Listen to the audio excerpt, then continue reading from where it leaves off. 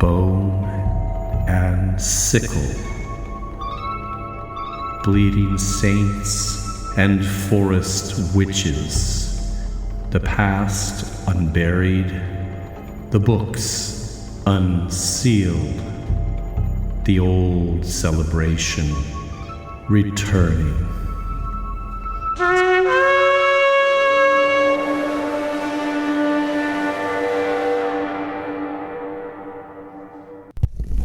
Hello, and welcome to my study. It's not really my study. You can probably hear. We're recording this outside. Because the house is possessed. No, we don't know what it is with but those thumping sounds. Booming sounds. It's more like booming now. They've gotten worse. Oh, we've had a week or so of quiet, and then it started back. It keeps coming back. It's been nearly a year. Well, not quite. It started in October. Well, here we are, still camping on the veranda with 100-foot extension cords and sleeping bags and all these sort of lean-to shade structures Mr. Ridenhour's been trying to set up. It's gotten hot since we last recorded. And Mr. Ridenhour's made this weird bed thing he sits on all day out of these giant blocks of ice he's had delivered. It keeps me cool. You said it was cool when you sat on it. I don't want to be wet all day, like you. Yeah, I'm still working on that. The plastic sheeting tends to tear, and I need more moving pads so I can switch them out when I have to hang them up in the sun. Well, it's all horrible and crazy, and I'm losing my mind. You can even hear the noises out there. You can't. Or I don't. Maybe some vibrations, it's kind of like the ground shaking. It's the worst during the night. It wakes me in a panic, and my heart starts racing. The good news is we got our chronology sent off to Dr. Bartusz last week, so once he gets a look at that... It would have been sooner if you hadn't kept editing and rewriting. I was just trying to collate it all, as what we'd written was two very different accounts. Mr. Ridenhour was saying it all started with my Ouija board in October, but was leaving out the whole August episode when he started digging out that root cellar. I didn't exactly leave it out. But... Downplaying them. Anyway, we'd better hear from this Dr. Baruch soon. Bartusz. I don't understand why you can't just call him. I told you, he doesn't like to use phones. Of course not. Look, we should just do the Patreon thing. I don't have the jingle recording on this. There it goes again.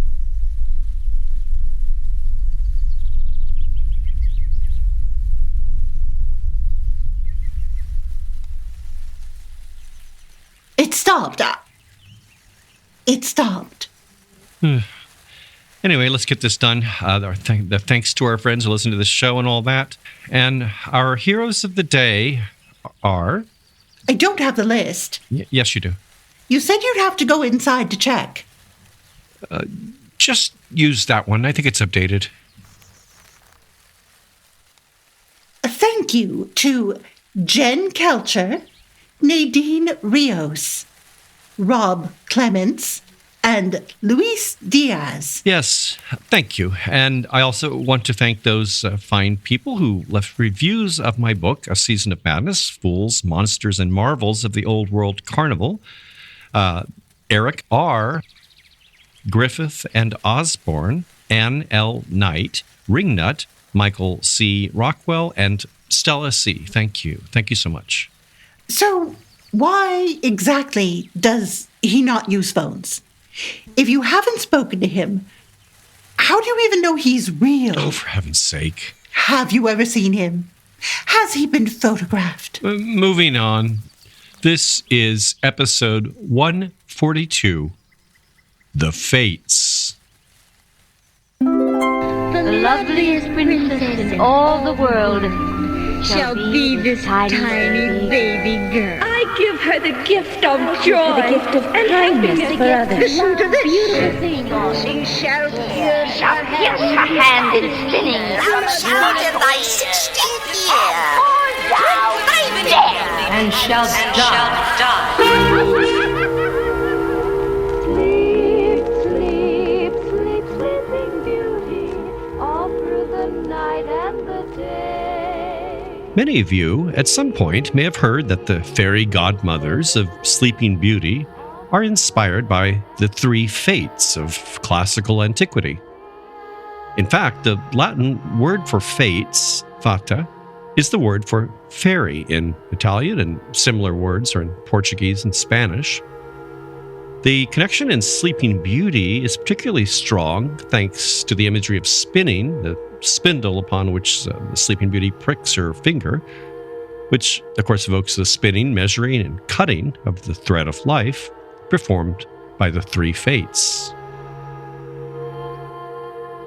The definitive version of the fairy tale does not come from the Brothers Grimm, where it's the ghost of the dead mother serving in the fairy godmother role, but from Charles Perrault's 1697 collection, Stories of Times Gone By. At least it comes from the first half of the story. The full story, which Mrs. Carswell is reading as our bonus episode this month, includes some rather gruesome elements usually dropped from modern retellings. While the term fairy godmother has been generalized to any sort of maternal fairy helper, Perrault's Sleeping Beauty provides a definitive godmother element. His fairies do what makes human godparents godparents. That is, they show up as sponsors at the child's christening. And they bring gifts betokening their wishes for the child's future. Among the human godparents, that traditionally would mean Bibles or religious items to support the child's religious growth, but also items like silver to represent prosperity hoped for. And that would be where we get our expression, born with a silver spoon in his mouth. As stand-ins for the Fates, Perrault's fairies offer more than good intentions, of course. They can magically dictate that the child should have a wonderful grace in everything she did, that she should dance perfectly well, that she should sing like a nightingale, and so on. There are actually 8, not 3 fairies in this story, but we'll deal with that later. 7 invited fairies, that is, and a very old fairy, whom the king and queen failed to invite, as she's not been known to leave her tower for 50 years and was presumed dead. The excluded fairy shows up regardless and curses the child to die, something modified by the final fairy's blessing, turning it into a century of sleep.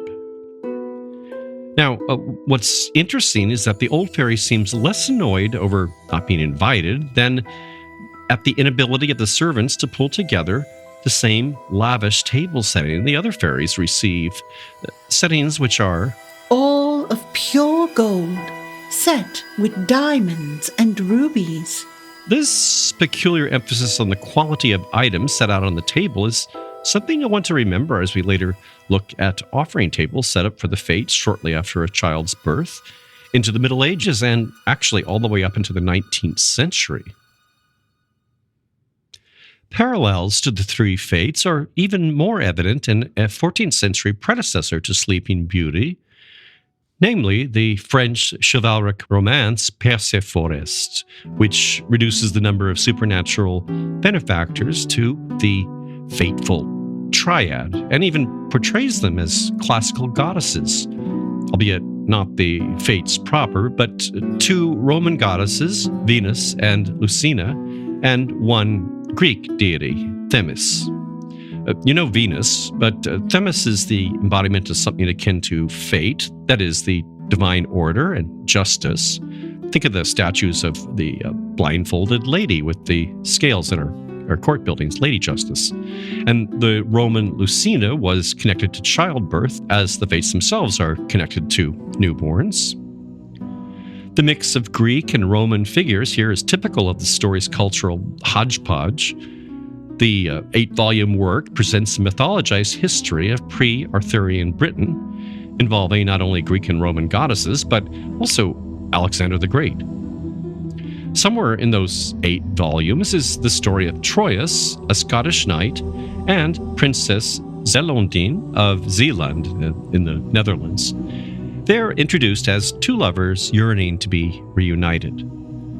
When Troylus hears rumors that the princess has fallen into an enchanted sleep, he immediately sets sail for Zeeland, where he learns that Zeelandine's father has locked the sleeping girl in a secret tower to protect her. To discover its location, he begins secretly following the king's comings and goings, which includes a visit to the nearby Temple of the Three Goddesses, that is, Themis, Lucina, and Venus. Troylus sneaks in to spy on the king, but falls asleep and dreams of a lady of the noblest bearing and wondrous beauty. That is, Venus, who assures him she will assist him in his pursuit of his love. Later in the temple, he hears her voice speaking to him. Be not troubled, noble knight, if you've the valor to enter the tower, where that noble-hearted beauty lies still as stone. When you pluck from the slit the fruit that holds the cure, the girl will be healed. Troylus, however, is a bit obtuse, or at least doesn't have a dirty mind, so he needs more clarification. And an increasingly impatient Venus says, Love will find the slit. And Venus, who knows the fruit so well, will pluck it. Nature will see to that. If you're a man, be on your way. We don't need all this talking. I assume this was all comedic, even in the 14th century. Anyway, it's all smooth sailing from there. Troylus discovers the tower, which has no door but one single small window at the top. Conveniently, perhaps with a little help from Venus, the wind god Zephyr shows up in the form of a colossal bird and flies him up to the window. He steps inside and finds a resplendent Princess Zeelandine sleeping stark naked. He tries speaking to her, but she won't stir. Believing that a kiss might revive her, he tries this, not once, but 20 times, and all to no avail. Then Venus shows up, encouraging him to just pluck the fruit already. Our demure hero eventually does. And it all happened while she was asleep. She didn't stir at all. Troylus is dumbfounded at the lack of response, but there's hardly time to fume about it as Zephyr returns to whisk him away from this sordid scene. And 9 months later, during one of the regular visits made by Zeelandine's aunt through a hidden underground passage, the visitor finds a baby in the bed of the still sleeping princess. The lady was utterly amazed, even more so when she saw the newborn child stretching his neck upward as if seeking his mother's breast, and in doing so, finding her little finger and starting to suck upon it eagerly. At that very moment, the girl awoke and started flailing her arms in bewilderment. Well, that would be a strange way to wake up, but the aunt isn't bewildered. She's figured it all out and explains to Troylus how she'd prepared the food and drink for the three goddesses on the day of her birth, and how one of them, Themis, the goddess of destiny, had taken exception to being without a knife for her food, and had decreed that Zeelandine's destiny would be such that from the first thread of linen that she spins from her distaff, a shard will pierce her finger and cast her into a sudden sleep, from which she'll never wake till it's sucked out. The goddess Venus, her aunt, told her, had responded to Themis's ill temper by promising to ensure that it would indeed be sucked from her finger, and that all would be made well. So, there you go. Sleeping Beauty almost 4 centuries before Perrault wrote his story.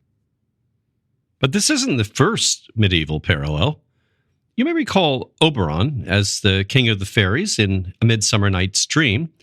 The diminutive but handsome figure first appears in a late 13th century French historical romance, Ion of Bordeaux, in which Oberon explains to the knight that among the nobility of fairyland, There was one who was not content, because she was not sent for, as well as the others. And when I was born, she gave me a gift that when I should pass 3 years of age, I should grow no more, but be as you see me now. And when she had thus done, and saw how she had served me by her words, she repented herself, and would recompense me another way. Then she gave me another gift, that I should be the fairest child that ever nature formed, and thou mayest see me now. Around the same time, probably a bit earlier, the French poet and composer Adam de Lale wrote a peculiar play mentioned in our Harlequin episode, which uses the same motif. Full of topical humor and satiric jabs at the playwright's friends and references to his own planned departure from the town of Arras, it also featured a number of characters from fairyland. It's called The Play of the Bower, referring to a bower that the citizens of Arras traditionally built in the town square for the celebration of Pentecost, a time when fairies were said to visit. Adam and his friends prepare a lavish banquet in the fairies' honor, and there are 3, of course, fairy visitors: Mergin, Arcile, and Maglore. The first 2 bless dinner guests with happy futures, but when Maglore notices she's missing a knife, she flies into a fury and curses the playwright, preventing him from ever leaving Arras as planned. No newborns, but you do have the fateful trio, the fairy blessings, and the curse resulting from the inadequacy of what's been set out on the table. So, the last 2 examples were from the late 13th century, but we still have an older precedent. Around the year 1200, the Danish author Saxo Grammaticus wrote in Latin the patriotic chronicle Gesta Danorum, or Deeds of the Danes, and includes in it an episode in which King Fridlevus, or Fridlef II, wishes to learn the destined fate of his son Olaf. It was a custom among the ancients to consult the oracles of the fates concerning the future lives of their children. Peering into the shrine, Fridlef recognized the 3 maidens sitting in their respective seats. The first indulgently bestowed on the boy a handsome appearance and a plentiful share of men's goodwill. The second presented him with abundant generosity. The third, a woman of rather petulant and jealous disposition, spurned the unanimous favors of her sisters, and, in a wish to mar their blessings, implanted the fault of meanness in the boy's future character. And, lest you think this is all just some literary motif, we have evidence that the laying out of offering tables for the fates was an actual practice. It's mentioned by Borchardt of Worms, the Bishop of Worms, Germany, in his Decretum, written around the year 1010, as a possible sin to be confessed during the sacrament of confession. His penitential, or his guidebook, has the priest asking, "Have you done what certain women are wont to do at certain times of the year? That is, have you prepared the table in your house, and set on the table your food and drink, with 3 knives, so that if those 3 sisters, whom past generations and past foolishness call the Fates, should come, they may take refreshment there? And have you taken away the power and name of the divine piety, and handed it over to the devil? That is, believed that those whom you call the sisters can do or avail anything for you, now or in the future." The word Borchardt uses for fates is the Latin parcae, the term the Romans adopted for the Greek goddesses of destiny. So let's back up to that.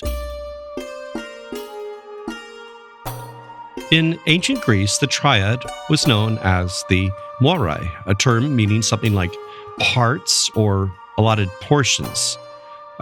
This is the concept still lingering in our own language. For instance, when we talk about death, about it being untimely or not one's appointed time. They wouldn't have lived their allotted measure. Each of the trio had a specific name and duty. Clotho, which means spinner, was often depicted holding a distaff and spindle, creating the thread of life. Lachesis, according to the meaning of her name, was the apportioner of lots, meaning she measured out the thread, and Atropos was depicted holding the shears with which that thread is cut. Understood as the leader of the Fates, her name means something like she who cannot be turned, and even Zeus was said to be subject to her will. Her name was adopted into certain taxonomical terms associated with lethality, the deadly nightshade, Atropa belladonna, and the poisonous snake, Betis atropos. In Greek texts, the Morai are often described as ugly crones and sometimes also lame, but Greek visual artists often gave them a more youthful, regal appearance. Descriptions of them often conflict and are not particularly plentiful. Nyx, or night, was sometimes said to be their mother, and the Erinyes, or the Furies, who would execute their will, were sometimes said to be their sisters. Their appearing after the birth of an infant is mentioned in the story of Meleagros, whom they fated to die the moment a certain burning brand was extinguished. And one last detail, a custom we'll hear of later, Athenian brides were known to sacrifice locks of their hair to the Fates to ensure a happy married future. There is more information on their Roman equivalent, the Parcae. Their connection to newborns is more explicit, as evidenced by their name, which is derived from the Latin partum, or birth, as in the term postpartum. Two of their individual names, Nona and Decuma, also testify to this, as they mean 9th and 10th. That is the last critical months of pregnancy. 10th, by the way, would be the 9th by our way of reckoning, as the Romans counted differently, inclusively, that is, counting both the starting and ending numbers in account.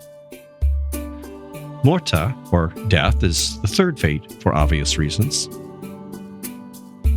The Roman Fates are also associated with the 8th or 9th day after the child's birth, for girls and boys respectively, what's known as the dies lustricus, or day of purification.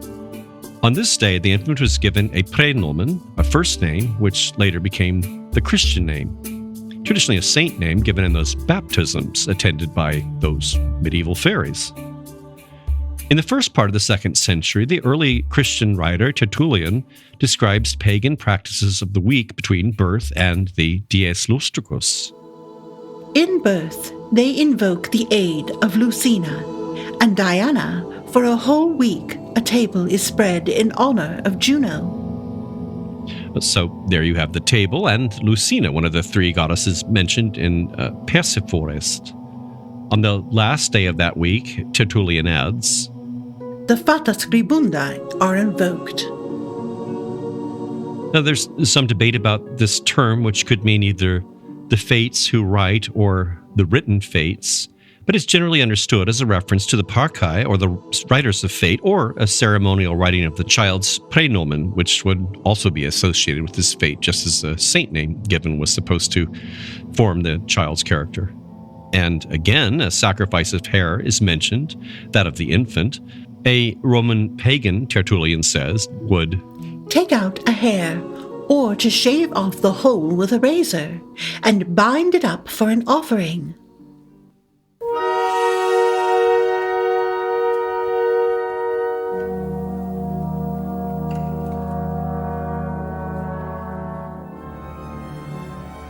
A bit of Wagner.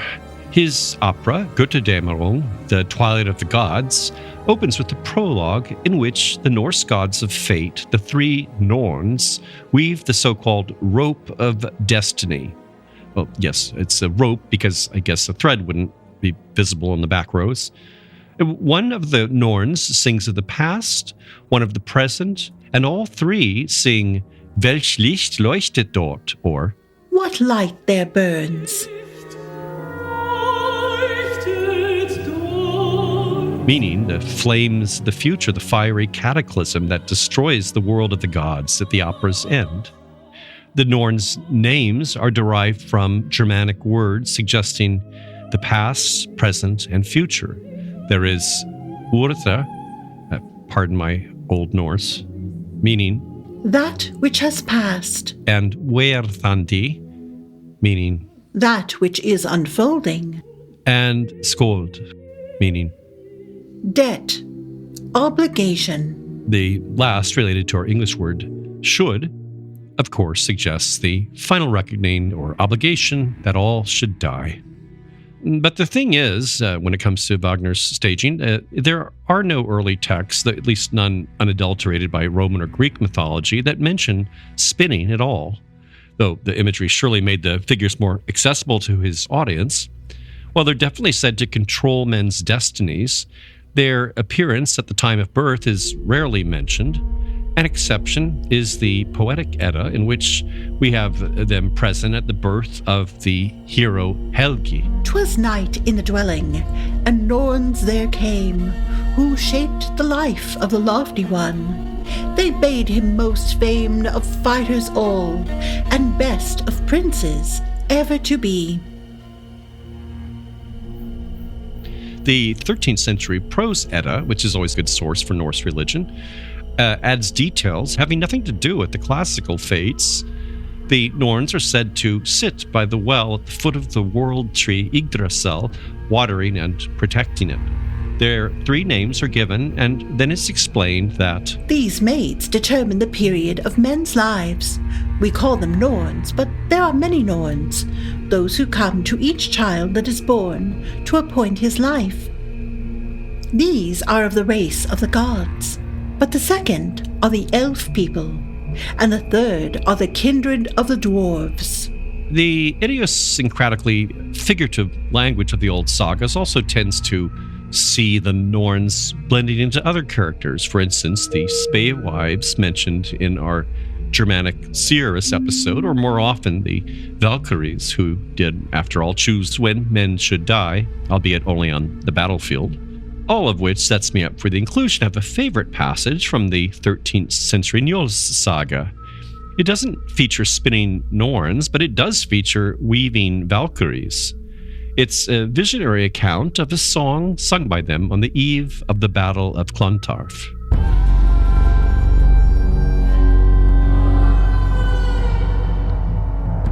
This woof is woven with entrails of men.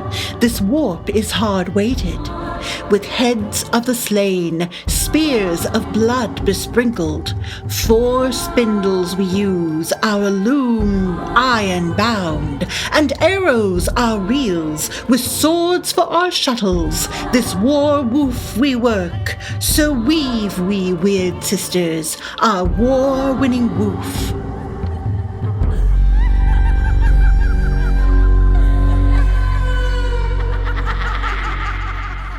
Weird sisters, a strangely familiar phrase.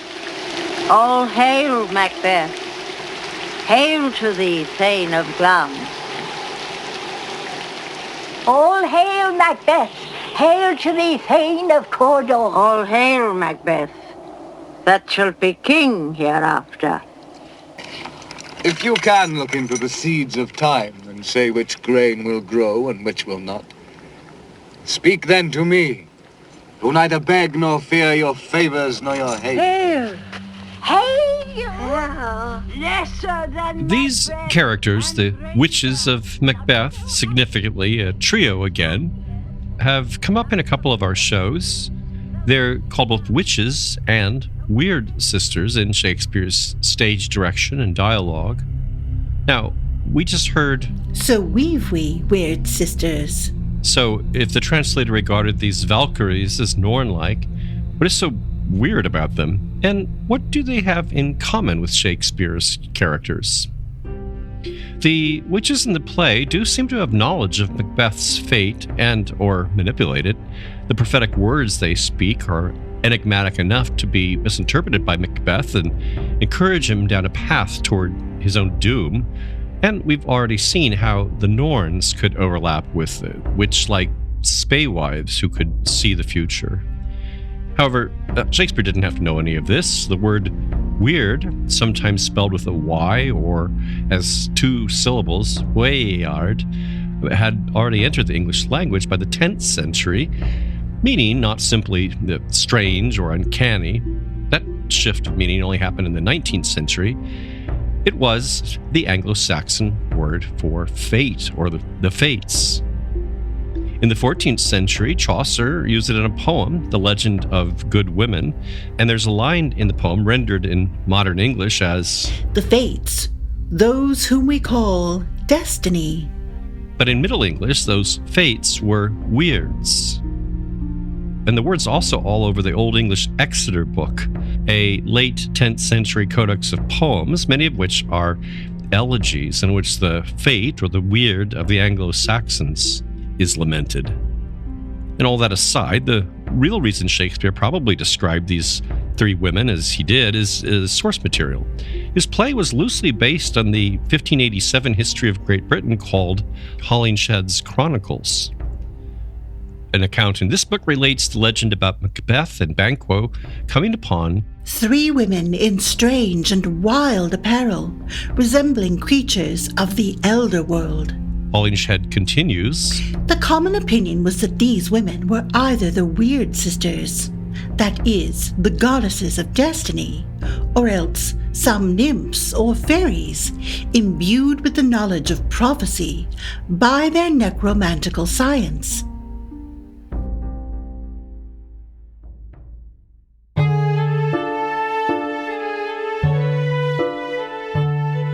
Less well known than the classical fates or the Norns or weirds are similar figures found in Slavic countries in the Balkans. We'll be spending a bit of time on these because the tradition in these regions remained more robust, actually surviving all the way up to the present day. In Russia and Ukraine, they're called the Rosenitsa, which literally translates as birthing mothers, alluding to their association with newborns. Similar names are used, among others, in parts of Croatia, Slovenia, Serbia, the Czech Republic, and Slovakia. In most all these countries, aside from Russia and Ukraine, they can also be called sudichki, or something similar derived from the word for judges. One's fate, after all, is a sort of sentence or judgment or destiny. In Bulgaria, they're called oresnitsi, a name derived from the Greek orizo, meaning to determine or prescribe. And in Romania, they are the usitoare, from the Romanian verb ursi, which means to preordain. As elsewhere, these figures almost always appear as a trio, three females, often of three distinct ages, a young maiden, an adult, and a crone. They're usually imagined as ethereal beings dressed in flowing white.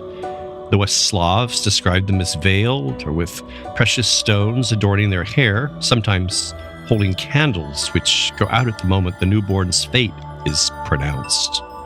While all this conforms with the general fairy image of Western Europe, things changed somewhat in the Balkans. In Bulgaria, the oresnitsi can be envisioned as elderly women dressed in black. And in Romania, while the generic fairy image is now embraced, the word usitoare is also used as an adjective meaning ugly, which hints at an earlier way of thinking about these characters. All these descriptions aside, the fates in these regions, ironically, are also invisible, or if visible, generally not good to look upon, as the seer might be struck blind, mute, or dead just for the trouble of looking. This was not always so, however, at least not in Romania, where early 20th century folklorist Tudor Pamphile was told by informants, "Long ago, people could see the usitoare because humans still had good hearts."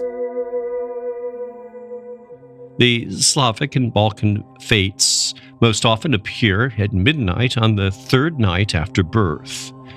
Each of the three may control a different aspect of fate, but the third always cuts the thread. She may be the oldest, as you might expect, but can also be the youngest, as in Romania, where she's also depicted as lame. In Macedonia, the oldest and middle fates curse the newborn with misfortune and death, while the youngest undoes or weakens these curses, as in Sleeping Beauty. To ensure favorable destinies, believers in these regions have also set up offering tables for the fates or held ritual celebrations, eating and drinking in their honor.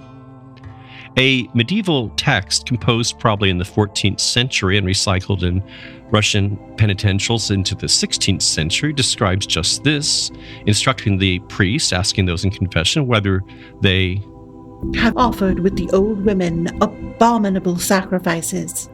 And then goes on to list a number of pagan deities and spirits receiving these attentions, including the Rozhenice. Particularly among the South Slavs and in the Balkans, these offerings persisted for centuries.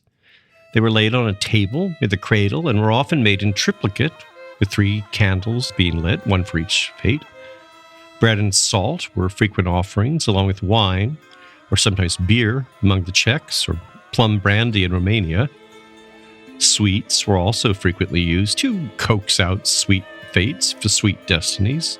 Honey and honey cakes in the south, and in the north, the East Slavs would prepare kutya, a sweet wheat or barley porridge with poppy seeds. Sometimes cheese, butter, or oil were part of the presentation. Other items with symbolic value might be used to nudge the fates towards desired destinies. Money or jewelry for prosperity, or basil for health. A book meant that the parents hoped their child might become a teacher, or scissors and a thimble for a tailor. After this nocturnal ritual, food was usually donated to neighborhood children. Interestingly, as in ancient Greece and Rome, hair cut from the infant's head was also often offered to the Rozhenice by the East Slavs. Before the preparation of the table, there are other measures taken to welcome the fates. The house must be cleaned, and the child bathed, a window opened, and a fire left burning to illuminate the room. The family dog was sent to friends or relatives so its barking wouldn't scare off the fates. And sometimes flour was sprinkled on the floor to be scrutinized the next morning for footprints left by the otherworldly visitors. In some cases, where the fates were regarded as more ominous figures, the goal was to prevent any doomy destiny from being finalized. The East Slavs, therefore, were sometimes known to lock the windows and place protective amulets around the infant, or replace the child in its crib with a doll. More often, the fates were desired visitors, called on with flattery prayers and songs sung by the midwives, who were always key figures in these rituals. While usually said to glide in through an open window, the fates could also slip in through the chimney, or sometimes not enter at all, instead dictating the child's destiny, as the Czechs say, while sitting on the roof, or making their pronouncements from the stars.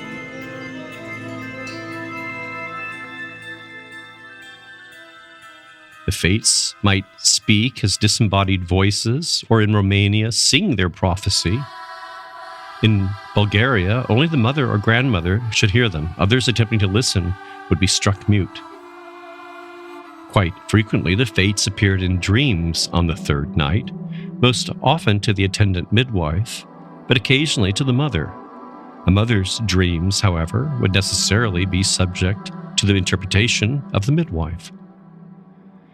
The East and West Slavs believed that in sealing the child's fate, the Rozhenice left a permanent, albeit usually invisible, mark on the child's forehead. Among the South Slavs, the Macedonians have a saying, "What is written on the head of the man on the third evening, this will happen." And after the third night, the Bulgarians scrutinized the child for any mole, rash, or redness, indicating that the child had been burned by the fates as a sort of seal or signature.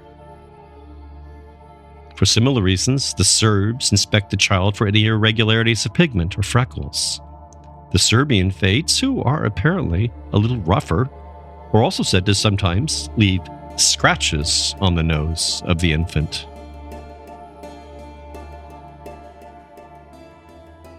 Tudor Pamphile, in his study of the Romanian fates, the usitoare, collected some interesting folk tales in the first decade or so of the 20th century.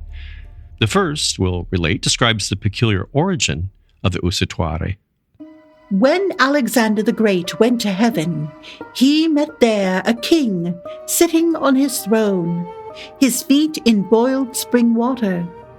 When asked about the nature of his behavior, the king answered that the water used in this way rewards him with the gift of youth.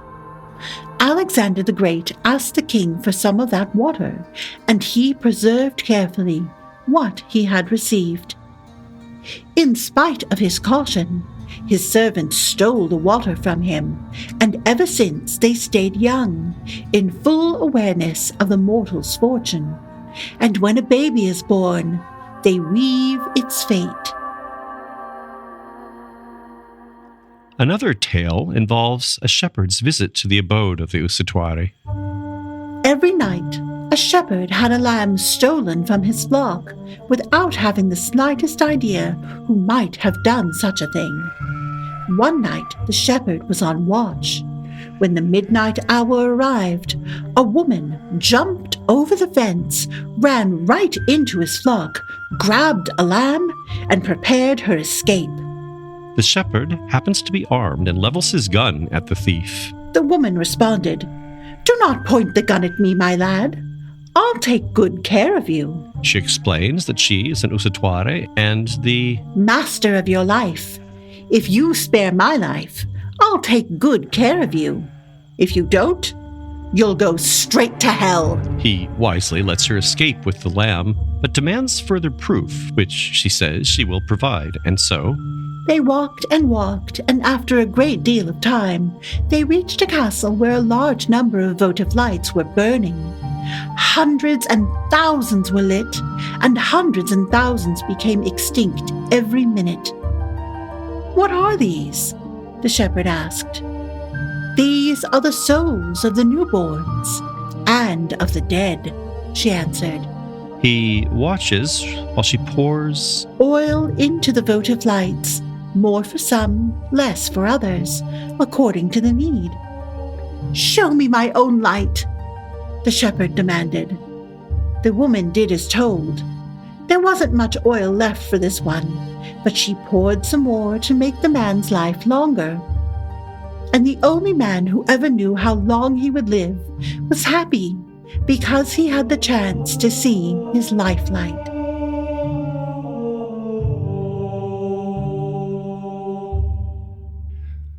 So, while researching traditions of the Balkans, I began wondering if there was anything further south in Greece, the ultimate home of the Moirai.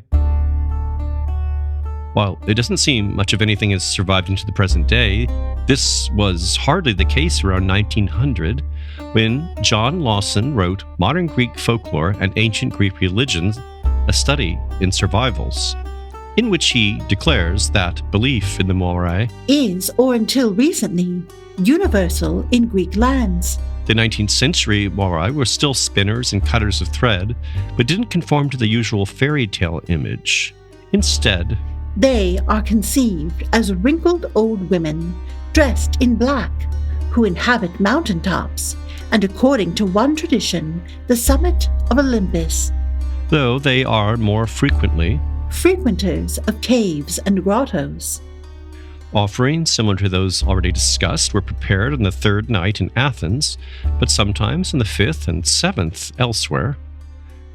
The arrival of the Fates seems to have been anticipated with a certain dread, and it was said, "The mother must not be left alone about the time when they are due, for the Fates are ever envious of childbearing and might do her an injury. On these occasions, if the Moirai are mentioned at all, it is only with honeyed speech that they may not be offended." What is most interesting about Lawson's account is his description of sites outside the home where offerings were, in recent times, left for the Fates. The custom of taking or sending offerings to a cave, haunted by the Fates, is widely extended among the women of Greece. In Athens, 2 or 3 of the old rock dwellings round about the Hill of the Muses were formerly a common resort for the same purpose, and the practice, though rarer, is now not yet extinct. Among the best known of these is the so-called prison of Socrates. Dodwell, in his account of his travels in Greece at the beginning of the last century, states that he found there in the inner chamber a small feast consisting of a cup of honey and white almonds, a cake on a little napkin, and a vase of aromatic herbs burning and exhaling an agreeable perfume. And the observance of the custom is known to have continued in that place down to recent years. He adds that former travelers describe such invocations to the Moirai with offerings of honey salt and bread, made especially on nights of the new moon, in the neighborhood of the Panathinaike Stadium. It is interesting to note that on one of the heights which form the sides of the stadium, there stood, according to Philostratus, a temple of fortune.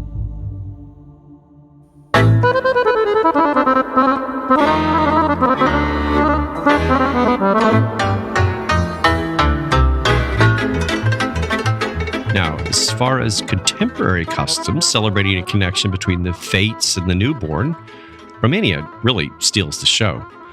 In the last decades, it's become almost obligatory to hire a trio of costume usitoare to perform at parties following the child's christening, much to the consternation of the Romanian Orthodox Church.